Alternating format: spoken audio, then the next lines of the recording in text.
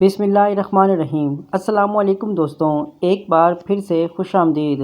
ناظرین کرام، آج کی اس ویڈیو میں بیوہ عورت کے لیے بہت بڑی خوشخبری بتائی گئی ہے۔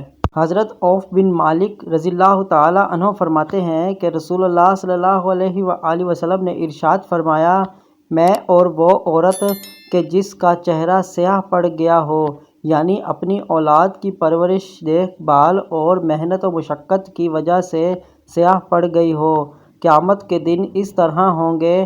آپ صلی اللہ علیہ وآلہ وسلم نے اپنی شہادت کی انگلی اور بیچ کی انگلی سے اشارہ کیا، یعنی جس طرح یہ دو انگلیاں ایک دوسرے کے قریب ہیں اس طرح ہوں گے۔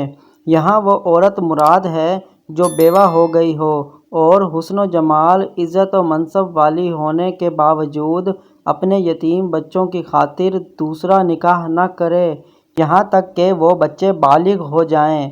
واضح رہے کہ یہ فضیلت اس وقت ہے جب فتنے میں مبتلا ہونے کا اندیشہ نہ ہو یا نکاح اور بچوں کی پرورش کے اسباب میسر نہ ہوں، اور اگر فتنے میں مبتلا ہونے کا اندیشہ ہو تو دوسرا نکاح کرنا خاص طور پر اس فتنے کے زمانے میں ہر لحاظ سے بہتر ہے۔